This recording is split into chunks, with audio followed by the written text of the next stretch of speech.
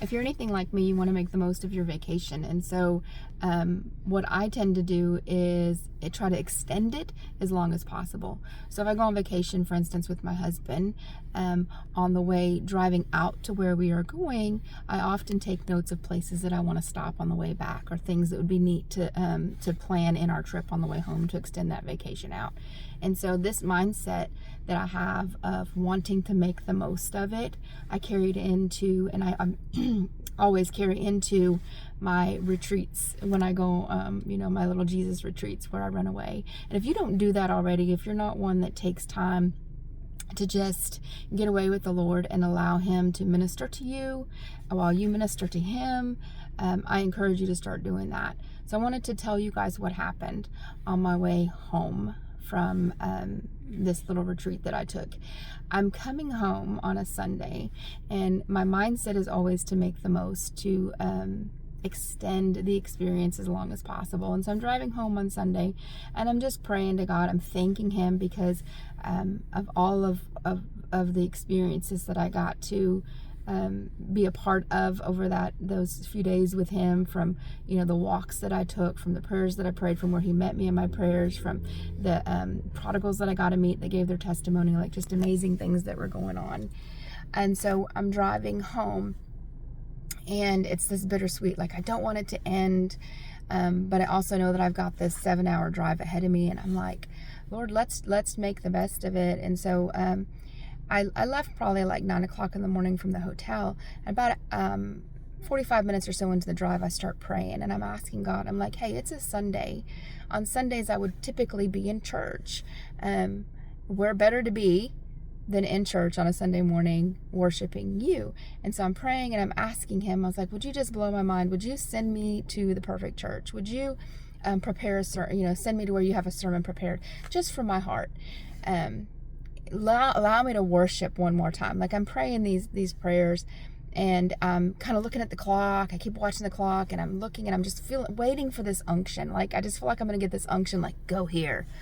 But instead I get a word. And this word that pops up in my mind as I'm praying over going to church is Calvary. And so immediately I began to think about some of the churches that we watch on TV together, my husband and I. And so we often watch Calvary Chapel. And they're located like not in Kentucky, the ones that we watch. They're in other states. And I was like, oh, that would be awesome if one of those was located around here. But I was like, I don't think there's one in this area. And so I just continued to drive and pray, and I'm watching the clock, and I'm starting to get nervous because I know I'm on this back road. Well, it's not really a back road. It's kind of like a 127, but without any towns. Like it's just beautiful scenery. But there's really nothing there. And so I'm just driving, and I know that the interstate's coming up about a mile. I'm going to get on the interstate, and then it's just going to be a straight shot home. And so I'm starting to get a little nervous, like, I was just really hoping, when all of a sudden I glance over, and out of the corner of my eye, I see this huge sign, and I will post it in the comments down here. And the sign says in huge letters across it, Calvary.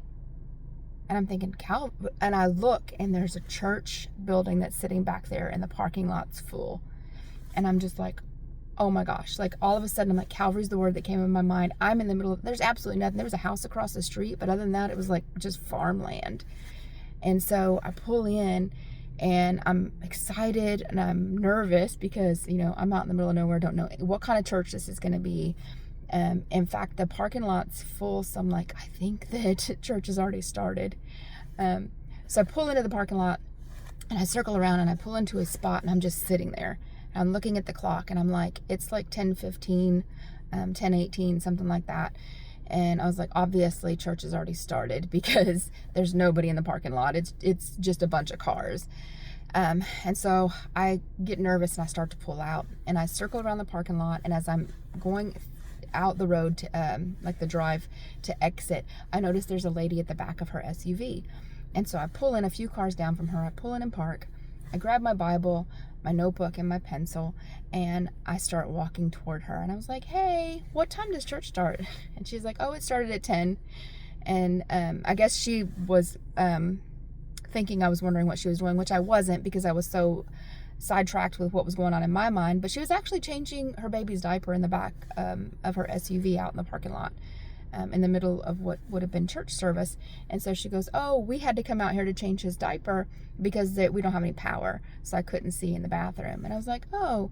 And just without missing a beat, I said, well, I'm going to go ahead and head on into church. Like, I don't know. I did not give myself time to process and think through what I was doing. I just decided, if I was already out of the vehicle, I guess, with my Bible in hand, Calvary on my mind, and knowing that I just prayed this prayer to God, I'm going to walk in this building no matter what.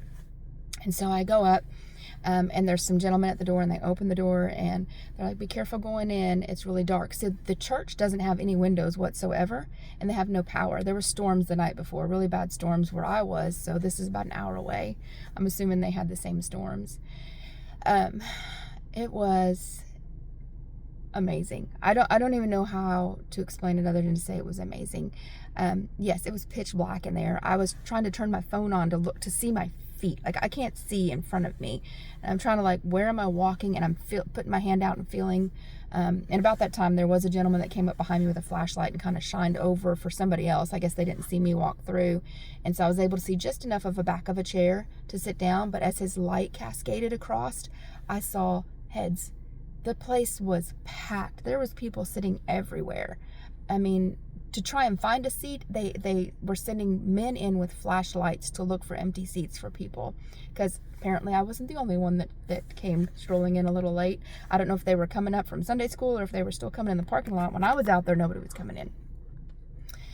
Anyway, it gets even better, because as I sit there, I'm still a little nervous because I don't know what kind of church I'm in, and y'all know there's some crazy churches out there. The pastor is on stage with just like a little shop light that's run, I guess, by a battery that somebody brought in, so we could see him standing up there. And he begins to talk, and he starts with Psalm 51, where it talks about, restore to me the joy of your salvation and give me a willing spirit to sustain me. And if you all saw my first video, you know that the whole point of this retreat was I was struggling. I was empty. I needed the joy. I needed the spirit to sustain me. And he was still proving that he was faithful, and he was walking with me in this journey. I would love to go on and tell you the details of everything that went on and how this all worked together. But really what I want to get on here and encourage is, if you don't have a prayer life, if you are not walking with the Lord, if you are not desperate, he says that if we seek for him, we will find him. And when we seek for him with our whole heart, we will find him, right? And so I want to encourage you to do that, to pray desperate prayers, to ask God to show up in your life and through your life, and just expect that he's going to. I don't know. I wanted to expect that he was going to send me to a church that had a message exactly what I needed to hear that day, so much that, I was crying as I was asking him, because I was the Shunammite woman. I was fighting back that fear of, don't disappoint me. And he did not disappoint me this time. That doesn't mean that I'm always going to get my prayers answered. He's always going to send me to the right church with the right message. I understand that. But what I'm saying is, when God does show up, when he does break through, and you're just like, undeniably, this could not have happened any other way except by the leading of God. Like, it was undeniable. The message was undeniable. It was literally a pickup from the Shunammite woman video that I told you before. And it just continued, and he continued to minister to me from the very same thing. So if you watched that video and you're still watching this video, let me just tell you that a killer of our joy, one of the things that he added to this was comparison, right? He went on to talk about how we are living as if we have lack in our lives, because we're not trusting that our good Father, our good Father, has given us everything that we need. Not only to live a life of godliness, but to do whatever it is he's put us on this earth to do. That we don't have anything less than what we need, right? There is no lack in him. He's a good Father. He's given us what we need. We might be looking at other people's situations. I'm guilty. I'm super guilty, especially because I was up there praying for prodigals, right? And I think about my own children and what I want that life to look like and what it looks like, and I see other people. And so that specifically is where, like, it hits comparison to me. And so comparison, when we're living in comparison, when we're looking at other people's situations and saying, well, they've got that and I want that and I don't have that and I wish I had that and I need that, and we're comparing, right? It's a killer of our joy. We can't return to the joy of our salvation if we're looking at other people, wanting what they want, coveting what they have. In me, I've went to women before and just said in tears, I'm jealous and I don't want to be jealous. Right? Anyways, if you can relate to any of that, I hope it was helpful. I hope that it's an encouragement to chase the Lord, because sometimes He affirms what we know we're struggling with, and other times He highlights things that we didn't even realize we were struggling with until His word goes in and it just pierces your heart and you're like, yes, that's it. And it hurts for a moment, but it also is I don't even know how to explain it. It's a release. It's a relief, right? To be able to know what it is and to surrender it completely to God.